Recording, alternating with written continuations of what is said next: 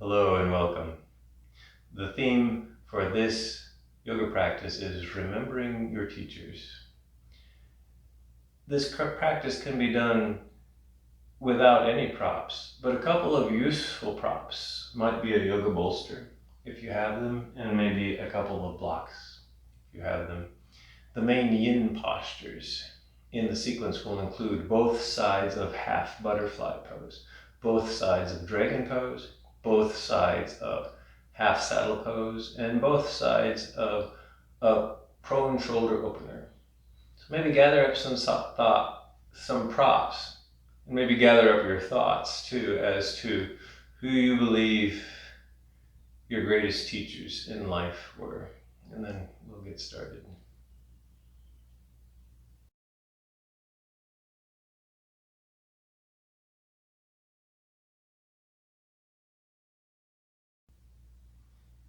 So go ahead and find a stable, secure, comfortable seat. Again, the seat might look different than how I'm seated. And if you're trying to sit cross-legged and it's a little bit too uncomfortable, give yourself permission to sit up on some height and maybe even put padding underneath your knees, and maybe that takes care of some of this discomfort. Otherwise, give yourself permission to sit some other way. I'll start off with a breathing exercise and then a few warm-up postures before we get into the long-held yin postures. So maybe start with just some simple breath awareness. Notice your inhales and exhales. Maybe don't spend too much time trying to change your breath. Notice the breath that you have right now at this moment, whatever it is, and cultivate a bit of acceptance for it. It's like, this is my breath. This is what's keeping me alive right now. And that's maybe one of the most powerful breathing techniques that I can think of, is just noticing your own breath, this critical thing that's keeping yourself alive. If you want to, and most of us already do this during a yoga practice, you slowly begin to deepen the breath, and you slowly increase the duration of an inhale, increase the duration of an exhale. Not so much that it's uncomfortable, but something that's a little bit more, these longer breaths are just simply calming for most of us. And so we kind of do this naturally when we want to be in a peaceful and calm mood here. So notice how that feels. You can notice other things. Notice your practice space. Notice the external things around you, the air temperature, the noises. Notice the internal things. Notice the current of your breath. Notice maybe little sensations that you're feeling, how you're sitting. Notice the mental and the emotional landscape that is kind of moving through your mind at the moment. Do this for a couple more breaths. I'll start explaining this breath exercise that brings up, I think, an important teacher in my life, and that's nature. And I'll touch on that later on in the practice. But here's a visualization that you can practice while you're breathing. So the idea is, when you inhale and seal your lips and just gently breathe through your nose. And then visualize yourself smelling your favorite flower. Maybe it's a rose, maybe it's jasmine, maybe it's a carnation. So take a long, slow inhale and just visualize what it would smell like to smell your favorite flower, and you're savoring that smell. When you exhale, long, slow exhale out your mouth as if you're trying to redirect a small leaf that's slowly falling to the ground. So you see the leaf and you're trying to use your breath to just kind of have it slowly change direction. So it's kind of like that. So a few breaths like that. So inhale and imagine what fragrance would smell like. Really enjoy and savor that smell, and then exhale. Blow this leaf away, and then inhale the flower fragrance. And then exhale. Move the little leaf. So a few more rounds of this.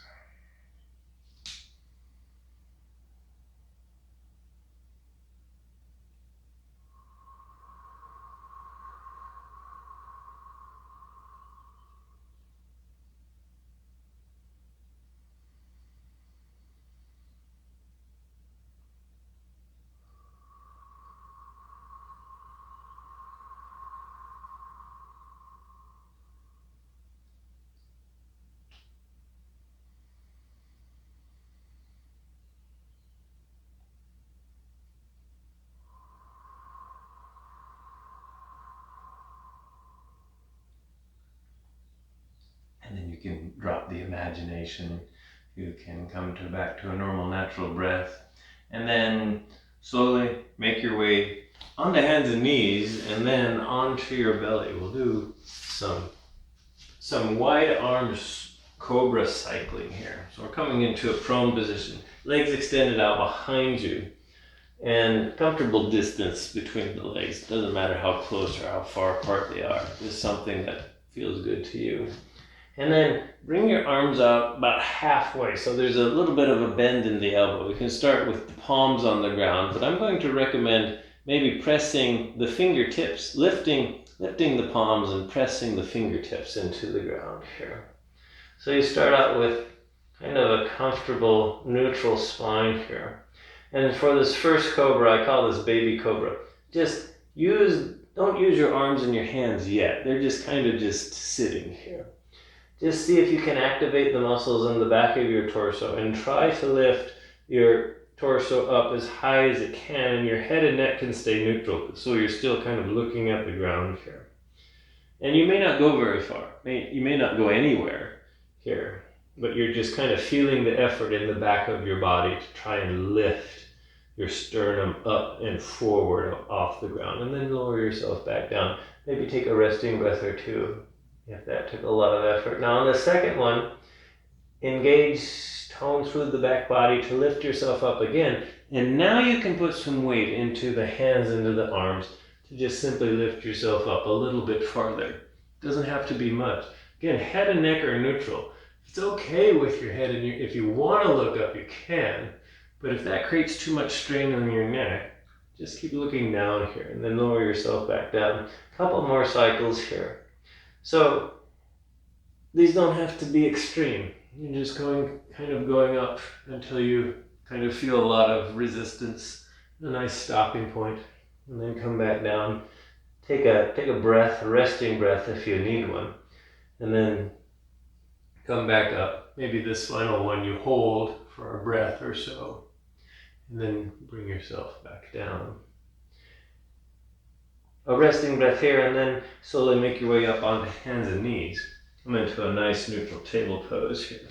We'll do a couple of shoulder stretches here. So root through your left hand. Sweep your right arm up to the side, up towards the ceiling, and then bring the right arm back down. Weave it in between the left arm and the left knee. And slowly and gently lower your weight onto this right shoulder here. This might be intense enough so you can stay here. I'm going to suggest making what I call an L shape. So maybe start walking your left arm out in front until you feel a little bit of a stretch in the left side body here. If that's too much, bring the left arm back in.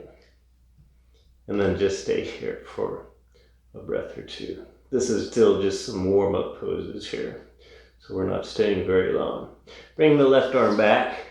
Press the left hand to the ground to lift yourself up. Release the right arm and the right shoulder. Maybe shake it out.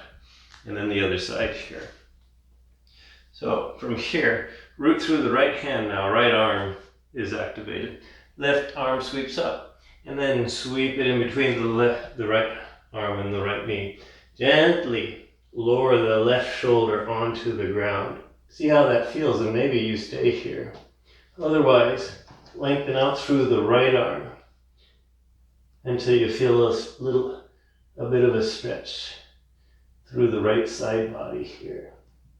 And then just stay here for maybe another breath or so. And then at some point, bring the right arm in. Use it to press your torso up. Release the left arm. And then bring the left arm back down. And that was the warm-up. We'll get into the first yin posture, which is the first side of half butterfly. First long-held posture that we'll hold for 3.5 minutes or so per side. So the first side, you'll come to seated with legs out in front. And you might want to sit up on a little bit of height. If you have a bolster, you can sit up on a bolster. Have a block, you can sit up on a block. If you have a blanket, I'm sitting up on a blanket here. So when I normally do butterfly, this is how I normally practice it. And therefore, this is the way I normally teach it, although I'm going to demonstrate a variation today here. So for the first side of half butterfly, bend the right knee. Lower the right knee out to the side. Left knee up to the side. Draw the left heel in until there's some kind of stopping point. Either your ankle or your knee or maybe your hip says this is enough, right? So foot could be clear up here, foot could be here. And then the right leg's extended. Extended doesn't mean straight, it can be bent. Maybe it's out a few inches, but then you fold over the right leg. Any amount. This is normally how I practice and how I teach it. And so if you like half butterfly this way, then go ahead and practice half butterfly this way. I'm going to talk a little bit about a variation, and it's a wide-legged variation. So take the right extended leg and move it out wide here. Left leg is still in kind of half butterfly leg. And then instead of bending over, kind of over the right leg, you'll just bend over the middle, center of your torso, so you're kind of bending over the left foot rather than the right leg. So maybe you want to try this variation. This is still half butterfly more or less, but it's an obviously different looking variation. And so that's why it's like, okay, we'll stay here. So we'll stay here. And again, you need to find your edge with this pose. So maybe this foot needs to move out. Maybe this leg needs to move in. Maybe you need some padding under this knee. Maybe this knee needs to be bent some more. Maybe you're trying to fold forward, and it doesn't matter how far you fold. Some of us, we fold this far. And maybe that's it. Maybe we need a support. So, for like our head and our neck, we're here. Maybe we fold a little farther. Maybe we don't need a support. Maybe we can just hang here. Some people, torso is going to be resting on their foot, head's going to be resting on the floor.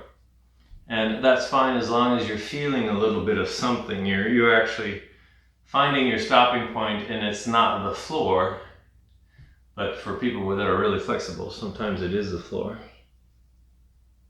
So we've been here a little more than a minute. We'll try to stay here for another minute. Time to reevaluate your edge. If you're feeling too much desperation and pain, and then you maybe want to back off a little bit, find a less severe edge here. If you're not feeling anything, if you're kind of just taking a nap, then maybe there's things that you can do to go a little bit deeper here. So this is yin. The 3 principles of yin are find your edge for your specific unique body. Cultivate stillness. Decide to stay for a while in that general shape. And then stay for some time here. with relaxed muscles. That means things are soft, things are bent, and we're letting gravity and the shape sink into the connective tissue with the muscle, so that the stress, the pressure goes more into the fascia and the ligaments rather than just the muscle cells themselves here. So about a half a minute more on this side. So check in with your breath. And there in these long holes you can practice different breathing techniques. You can practice the breathing technique of smelling the flower and blowing the leaf. Here.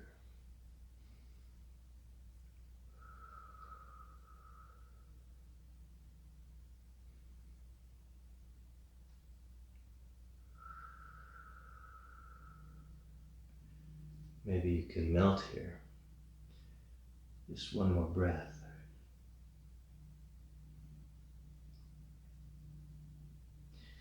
When you're ready to come out and you're folded forward, maybe use your hands and your arms to press yourself up. And then when you get up, go ahead and bring the legs forward. Just a little bit of a counter pose here. Any kind of quick movement that works out the kinks, returns blood circulation. I like to just point and flex my feet a few times. Like point, flex, point, flex, point, flex. And then maybe just do the other side here. So now it's the left leg that is extended. The right knee bends, draw the right heel towards the hip, but it will stop wherever it needs to for you. And again, I like to just practice this with bending over the left leg, but a different and interesting variation of half butterfly is to have the left leg out wide. So you maybe can try that too, or just do it the way I usually do it too. This is all trying to figure out what modifications work best for you. And then when you're ready, you can just simply fold forward any amount. So you're going to your stopping point, wherever that might be for you, and maybe stop somewhere that's not so intense to begin with. Maybe it's not your normal edge, but you've got time on your side. And so after a minute or so, you can maybe go deeper here.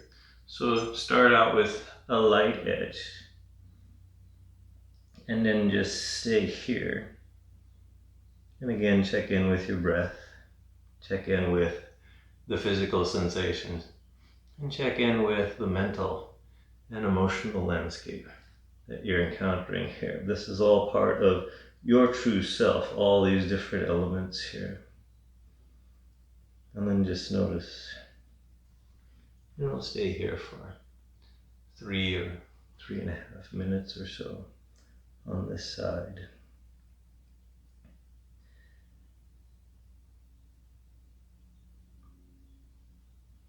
So when I really got interested in this yoga practice, specifically the kinds of practices like posture practice and breath work and meditation, and I was beginning to instruct my own classes, a very interesting question would come up from other people who are really interested in yoga, and that question was, who is your teacher? Who is your teacher? You're teaching us. Who taught you? And being a little bit of an intellectual introvert, I take that question pretty seriously, in that the answer I want to give is I want it to be the truthful answer. So it really gets me to stop and to start thinking about, well, who really has taught me something, or what has really taught me something in this life? And the answer is not complicated. I often think that people are expecting the name of a single person when they ask that question. And it's like, no, I'm sorry, I can't. It's like this, it's not that simple. Everything I know and have learned from life, I did not learn from a single human. In fact, the complicated answer is if you really want to know who my teachers were, we need about 2 months where we sat down and I listed pretty much every single person I ever met in my entire life. That would probably be the most accurate answer as to who my teachers are. Of course, that's not what anyone is expecting. They're wanting a short list of maybe some very important people. And what I realize is not all teachers are actually people, and it certainly isn't a single person. And so I start going through the list. I start going a list of what has actually influenced my life, what has actually taught me about life, not just about yoga. That's another thing. Are you asking me who my yoga teachers are or my life teachers? Because often I find them to be the same. One more breath here, and then slowly bring yourself up and out of this side of half saddle. You can bring the bent knee up, extend the leg out, bring the other leg in, maybe do a few point and flex here. I'll do a little bit of a core engaging counter pose before we move on to the next yin posture. So I call this sunbird lengthening, for lack of anything better to call this. Come to hands and knees again. Come to a nice neutral table here. And then extend the left leg out. Left heel is flexed. Bring the left leg up so that it's parallel with your torso. Press the left heel towards the wall behind you till you feel some effort in that leg here. And maybe lightly tone through your abdomen here, just to kind of create some rigidity here. You can stay here, or if you have good balance, root through the left hand and reach the right arm and extend the right arm forward, and then grow long through that right arm, through the left leg here. And again, if you want to feel more stable, maybe cultivate more toning through the core, through the torso here. One more breath, and then bring everything back in. We'll do the other side here. So start out with lengthening the other leg, the right leg, and drawing it up parallel to the torso, and then reaching that heel back here. And give yourself permission to stay here if you want to. Again, a little bit of toning in the core here. And then reach up and extend the left arm, if this is okay on your balance here. And then reach out, and then go ahead and release. And then from here, moving into the next set of yin postures, this is dragon pose. So this is where some blocks might come in handy if you have blocks here. So I've got these handy. I'll show you how to use them in a second. So from hands and knees, bring the right foot forward, inch the left knee back. So you're in this, so dragon is this low lunge here. And if your proportions work for you, you might be able to rest your hands on the floor here. This foot can adjust, this front knee can adjust. The back knee can adjust. You can put as much padding underneath that back shin as you need to here. Now if your hands don't reach, this is where some blocks come in handy. Find the height of the blocks so that you can press your hands into the blocks to create some more stability. And then you're just moving to the point where you feel some resistance in your hip. Dragon is a hip opener, and most people are feeling the pressure somewhere, although exactly where is different for each one of us. And we'll stay here for about 3 minutes or so. Dragon doesn't fit all of us. So if any amount of adjustment doesn't work out the painful kinks in this pose, then I'm always recommending stay in dragon if dragon is fine. But if dragon is not fine, make your way onto your back. Extend the left leg out. Bend the right knee. Give the right knee a hug with your two hands. See how that feels. If that creates lots of pressure, maybe that's your inverted dragon. Otherwise, go for half happy baby pose. Point the bottom of your foot up towards the ceiling. Either grab your shin, your ankle, or the bottom of your foot with your hands. And then just hold this in place. Let gravity and time do the rest of the work here in this inverted dragon pose here.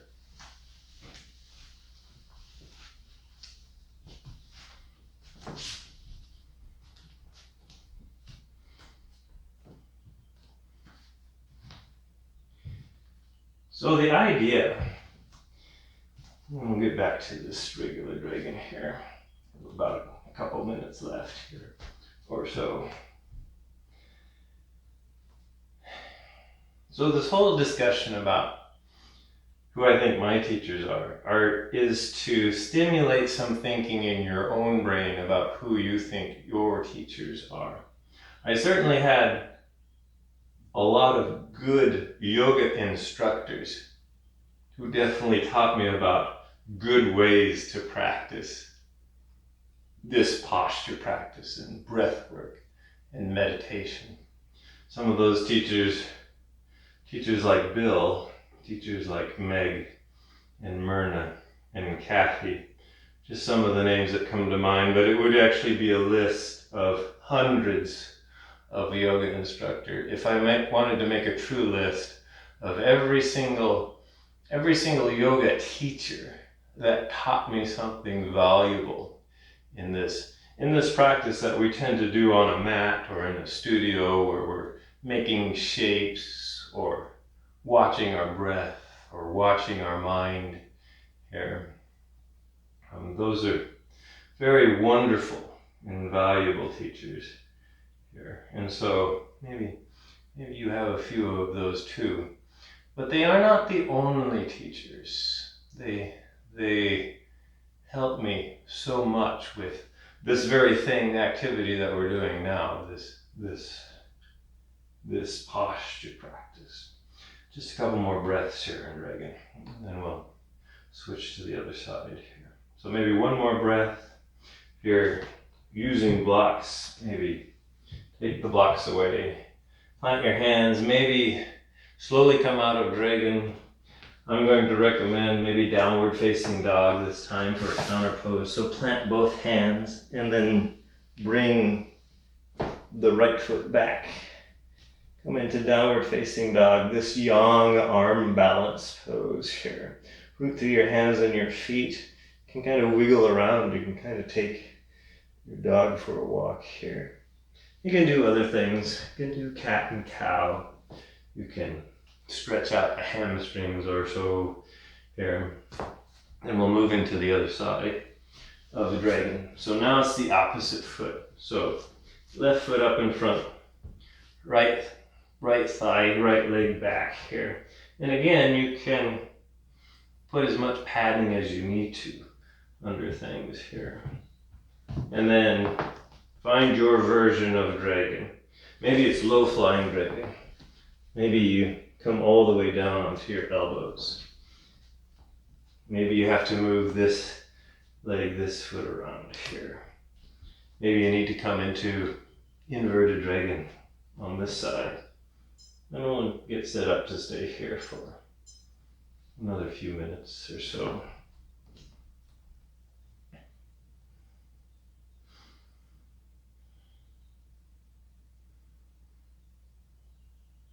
Notice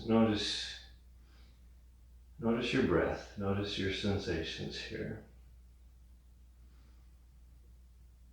So I was thinking of other people in my life that were good teachers, and they weren't all yoga instructors. Some of them were, I should say maybe most of them are good friends. Although people you don't get along with also can be good teachers. It's oftentimes the people that don't like us or we don't like them. Sometimes they can offer up the best lessons. But friends are really good at offering up a lot of lessons. And some profound friends that I had, well, I consider myself statistically lucky in that I just happen to have, turned out, my parents just also very randomly also happen to be very, very good friends in life. And because I just happen to look out and have good friends for parents, for me personally, my two parents were powerful teachers. Some of the most influential and powerful teachers that I had in life. And a lot of times when people are asking me the questions, who are your teachers? I want to start talking about my parents. I'm not going to talk about them too much here, because sometimes our parents are not very good teachers, and that's all right too. That's teaching us something as well. So about one more minute here. So right now I'm talking exclusively about other human people, but I'm getting to other teachers, more profound teachers. And I've talked about this before, but sometimes teachers don't have to be human. Sometimes our greatest teachers are something other than human. And I think one of the greatest teachers and influence in my life, and I've talked about this before, is nature.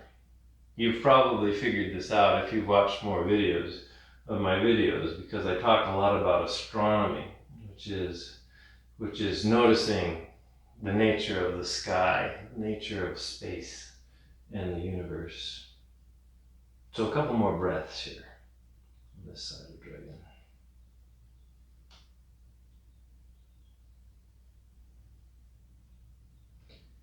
When you're ready, slowly bring yourself out. Again, you can come out your own way, or you can try to bring yourself up into downward facing dog here. And then just stay for a moment to notice the fourth principle of yin is to notice the after effects.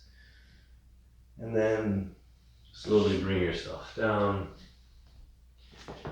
Maybe a few more movements, and we'll get into the next series of yin postures, which is both sides of half saddle pose. So half saddle pose, maybe I'll demonstrate Sphinx. Half saddle pose for most of us is a back bend, but sometimes it's just too hard on our thighs or our knees or our low back.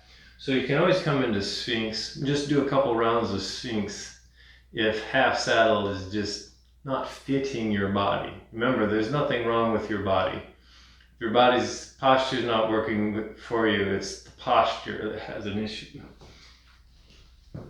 So for half saddle, and this is where a bolster comes in handy. So for half saddle, you come to seated legs out in front, maybe being a bolster behind you, short end snug up against the back of your torso. And then you'll bend the left knee, bring the left heel on the outside of the left hip. Right leg is extended. The knee can be slightly bent if it needs to be. And then slowly begin to lower yourself back, kind of on your arms. Maybe you make it all the way back onto the bolster. Maybe you don't need the bolster. Maybe you can make it all the way back up to the floor. So this is where we'll stay. But I'll talk about some modifications here for half saddle. Again, maybe you need two bolsters. Maybe you have to just stay up on your hands like this, or go all the way down onto the floor here. The way I demonstrate this is with the right leg straight and with the left foot on the outside of the left thigh. But there's many different ways to do a half saddle. First of all, this right leg can be bent. Maybe the knee is bent and the foot is on the ground. So this is a perfectly legitimate way to practice half saddle. Maybe for whatever reason, the leg being extended just doesn't work. So by all means, bend the knee, right knee, put the right foot on the ground if the extended leg is not working for you. Another variation of this is the heel is kind of more underneath your thigh, and the knee is out wide for the left leg. And again, maybe the right knee is bent. So here is a variation of half saddle that you can do that might fit your body better. So heels, now my shin is underneath my thigh, my left leg is out wide, rather right in front of me. My right knee is bent rather than straight. So this should look very different than how I typically teach and practice half saddle, which is this pose. And I bring this up because, again, you're trying to find your shape that works for you. We're about halfway through, a little over halfway through this side of half saddle. So keep experimenting and keep exploring until you find your variation. If this knee is floating and that's painful, put props underneath that knee to support it. I just noticed mine is floating, but I'm not feeling any pain or any sensation because it's floating. So I just simply let it float. You'll have to just notice how you're feeling here too. So, a little less than a minute. So nature. I find nature to be a powerful teacher. Nature is basically a powerful teacher because it's honest. It has no social agenda that it's pursuing. It's just wanting to exist. And because it's just wanting to exist, there's no subversion. There's no manipulation. There's no negotiation. There's no lying. Nature can be complicated and often frustrating, but it's not trying to deceive you.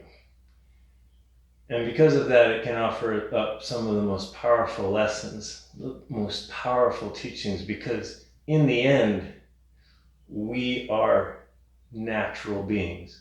Our bodies and even our brains themselves are natural things, just like the outside world of nature. We need to remind us of that because we get caught up in the very narrow social world around us. It's good to stop and just notice. Just notice the nature around us. We need to come out of half saddle. If you're in this kind of half saddle that I'm in, the easiest way out is to roll away from the bent leg until you can actually release the bent leg. And then the best kind of counter work you can do here is to just let that leg kind of go and to work it a little bit, to work the joints, work the ankle, work the knee, work the hip joint. Feel maybe the blood circulation coming back, feel the kind of the stiffness here. And then when that all sort of is reasonable again, you can sit back up and get yourself situated for your other side of half saddle. So again, maybe a bolster, maybe no bolster. It's the other leg that gets swept back here. And the left leg now is extended here. And then slowly, with control, lower yourself down until you have enough sensation that you want to deal with on this side of half saddle here. And then we'll go for another 3 or so minutes on this side.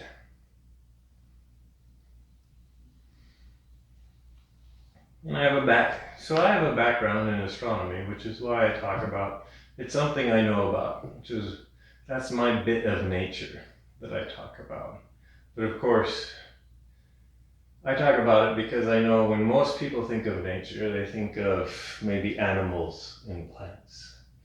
So let animals be inspiring to you, or trees, or flowers and leaves.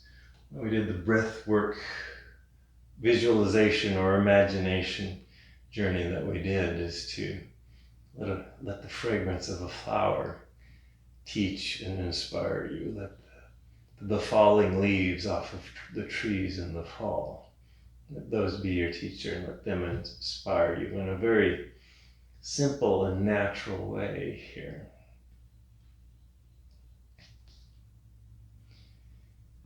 So a couple more minutes on this side.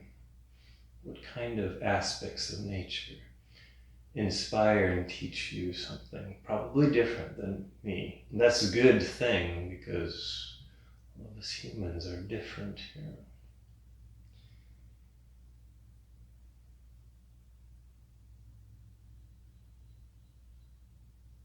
Other teachers that I've had in my life, I found out by teaching yoga classes to, live classes to real people who are right in front of me, including you, except this is using a lot of technology to do this.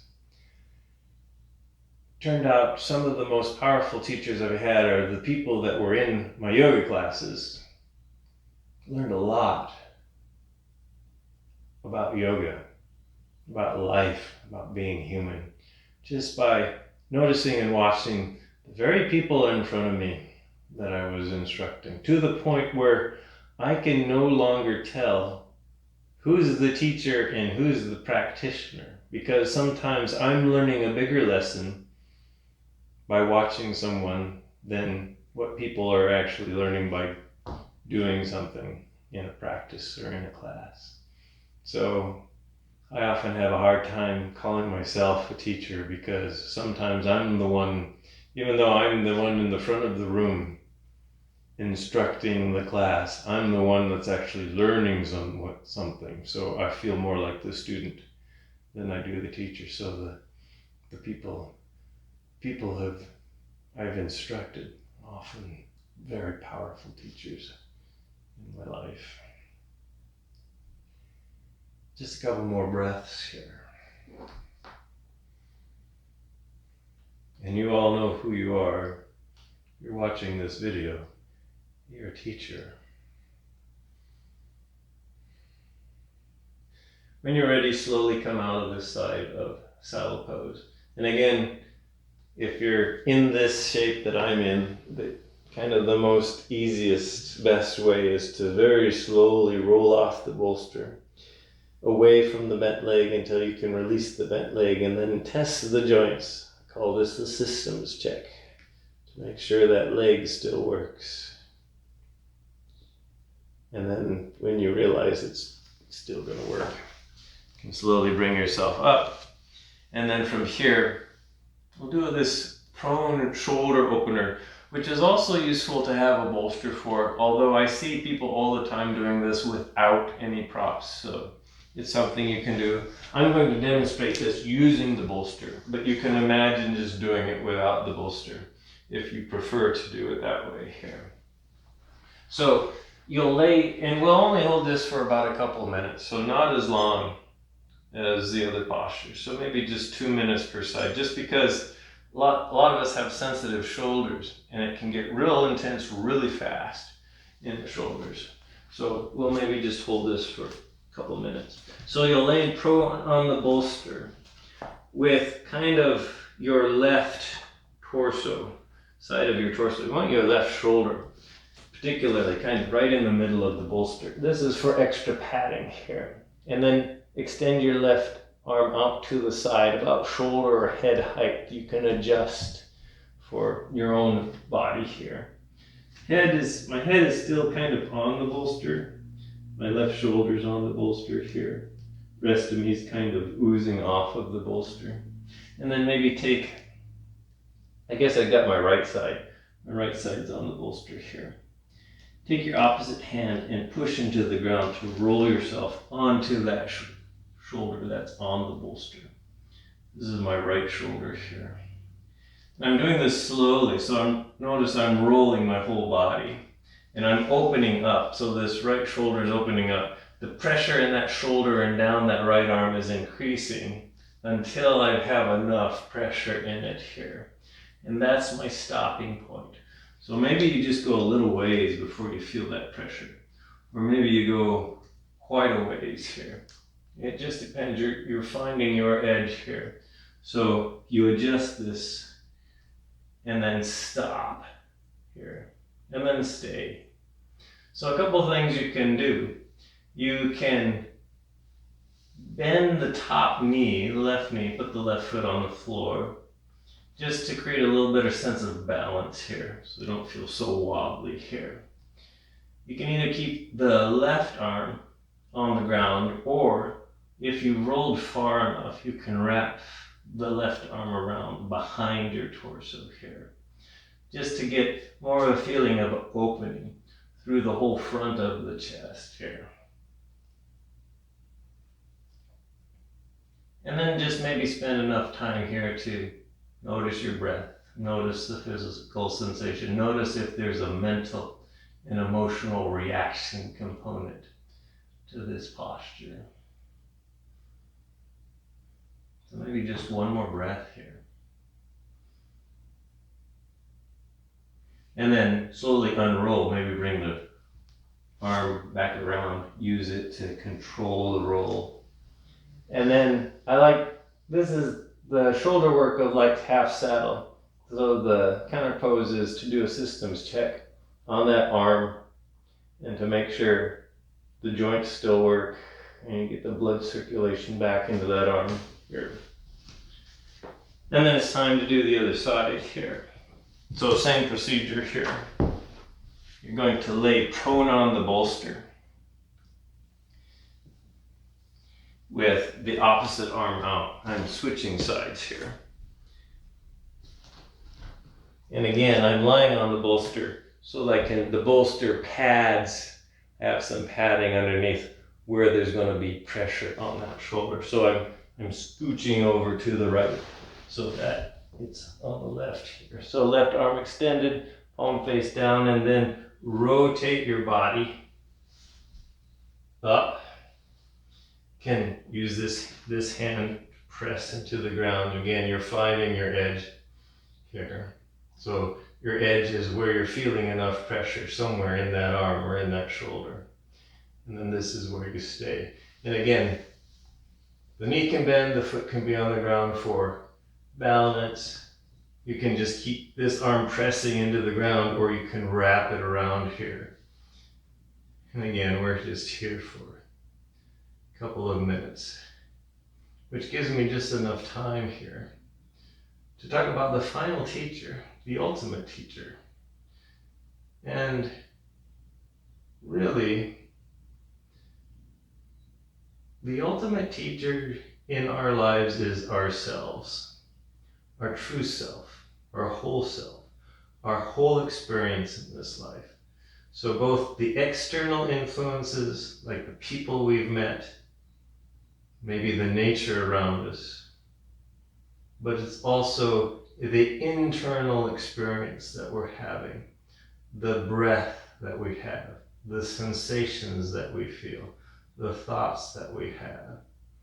Taking that all together, that's really who our true teacher is. And maybe that's the lesson that we need to finally learn, is that in yoga and in life, our ultimate teacher is basically ourself. We're the one that teaches us things, that serves up lessons here. And occasionally we need to remind and remember our true self, the ultimate teacher, the life that we've had, this manifestation, this body that we have. It's our teacher here. So just a couple more breaths here.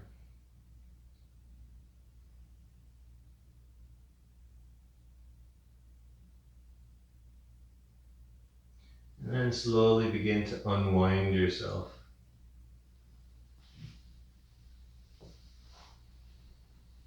Go ahead and stay still if you need to as you regain some sensation in whatever arm that you were putting pressure on here.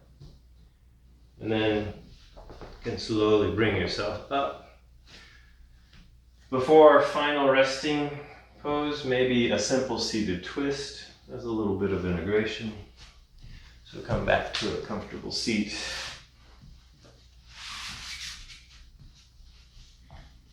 Sits bones are nice and stable, whatever you're sitting on. Maybe tone through your torso to create a nice neutral spine. And then very gently Begin to twist your torso over in one direction. And then stay here for maybe 2 breaths or so. Bring yourself back to center. And then slowly make your way over to the other side. Same procedure. Find that place. There's a little bit of a yang posture. So there's some toning in the torso to create the twist. Maybe use your breath to kind of help make the twist. Let it be a dynamic, alive twist. And then bring yourself back to center. A little bit of a counter twist here. And then finally, free-form yoga. If there's anything kind of movements or postures that you like to practice to work out kinks or imbalances, then do those and then bring yourself into your resting posture. Come into Shavasana. I'm going to just demonstrate traditional Shavasana. Take a rest, just lying on the floor. Everything is released and comfortable, so maybe legs feel better if they're fairly far apart. You can flop your feet a few times and see if they want to flop out or flop in. Same thing, just your arms, you can kind of wiggle your arms around. Maybe they're far enough from your torso, your waist, so that the palms kind of very naturally want to face up towards the ceiling. Maybe head and neck need to be moved around. You can put a pillow underneath your head. You're taking this form of resting pose here. You can also put a bolster underneath your knees. That makes your low back feel better here. And of course, blankets for extra padding, or maybe blankets on top for warmth here. Begin to settle in, make this as comfortable as possible. And then the point to this resting posture is to soften anything left that hasn't softened yet. A lot of tension up in my head, so my head is always trying to teach me lots of lessons. So I try to soften that and release your jaw and your tongue, the inside of your mouth. Soften the space around the outside of your mouth. Soften the skin around your lips and your nose, the skin around your ears. Soften the muscles that ring your eye sockets. Soften your temples and your forehead. Soften the crown of your head. If you can, soften your brain. And allow the thoughts to be fuzzy and to move through.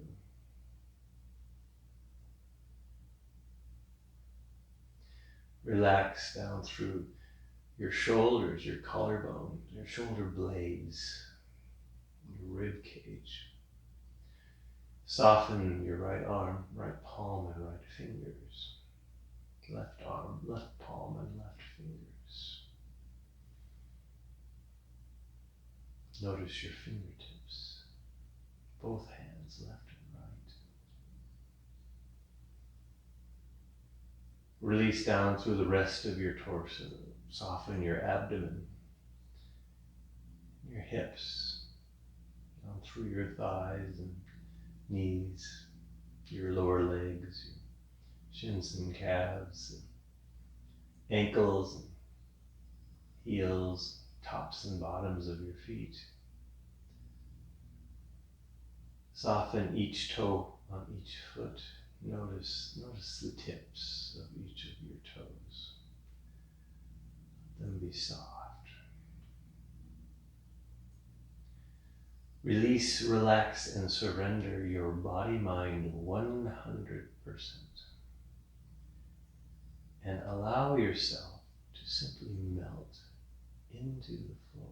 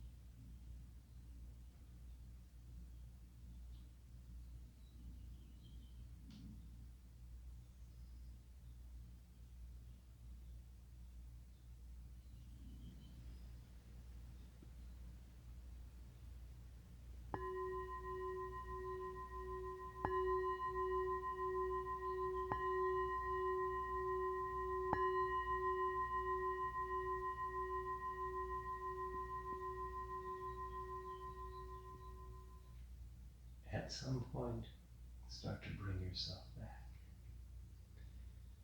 Begin to deepen your breath. You can begin to make little motions with fingers, with toes.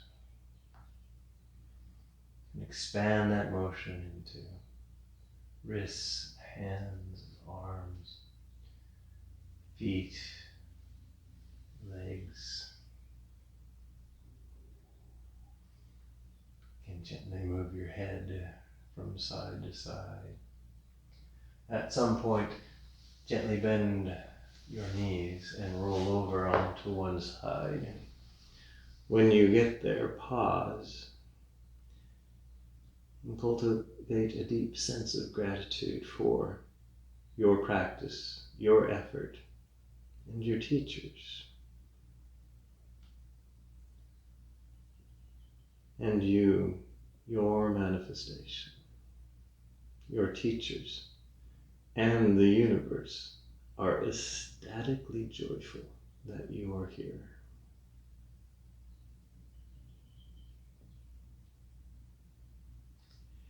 When you're ready, bring yourself up to a comfortable seat. Once there,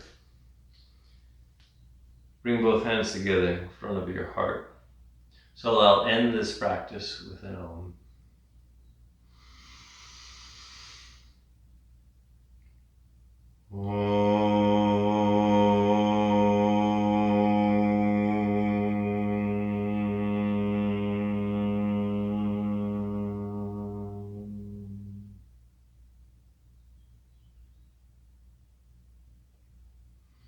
The inner teacher in me honors the inner teacher in you.